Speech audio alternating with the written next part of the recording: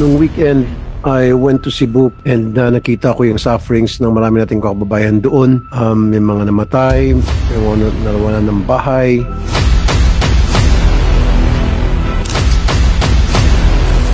Uminit ang ulo ko nang malaman ko may mga companies na right after the earthquake na pagkalakas-lakas 6.9, may mga companies na hindi pinauwi at sa pilitang pinagtrabaho yung kanilang mga empleyado. And I'm talking about ito mga BPOs. Marami sa kanila pinagtrabaho at sinabi, business is business, wala kaming pakialam kung may earthquake o wala. Trabaho lang kayo, tuloy yung trabaho. And I'd like to show you a video. Oh my God, Lord. Oh my God, Lord. Lord. Lord, Lord, Lord. Lord. Lord.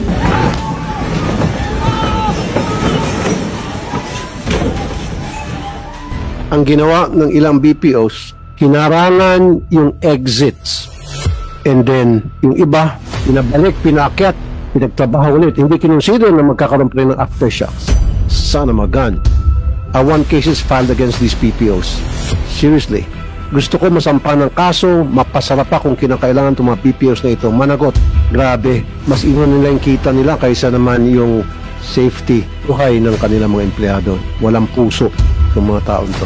Despite the clear guidelines of DOLE Labor Advisory 17 Series of 2022 and Department Order Number 252 Series of 2025, which recognizes the right of workers to refuse work without threat or reprisal from the employer if an imminent danger exists in the workplace. Anong silbi ng mga advisor na ito at department order na ito kung hindi natin mapa-implement?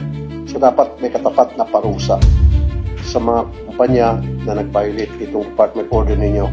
When I learned of this incident, I immediately instructed my team to get in touch with the workers at agad din akong nag-hire ng resolution noong Lunes para tugunan ang kanilang mga hinaing. Ano po yung ginawa nyo doon sa problema ng mga BPO sa Cebu? Alas 2 po na madaling araw, Mr. Chair, I issued stoppage order po. Okay. Para po maitigil muna yung trabaho dahil meron po akong nakita na tinatawag na presumptive imminent danger. Kasi hindi po natin alam kung kailan po magkakalito. So stop muna yung work with pay? With pay po yun. Yun ang nakalagay doon sa order ninyo? Apo. Okay. Apo. That's ordinary for the stoppage order. How many days po yung binigay niyong stoppage order? Actually, Mr. Chair, that would stand so long as non-compliance exists. Pag hindi po nila na-comply. Paano po yung ibang BPO? Yes, Mr. Chair, I'd like to thank Mr. Kyle. Nung Lunes po, naibigay po niya sa amin yung 23 companies na may reported po na violations. We will issue inspection authority din po doon sa 23. That should have been done days ago. Kasabay nung ginawa niyo inspection order doon sa 6. Di ba may violation? Dapat yung fire exit at all times open yan.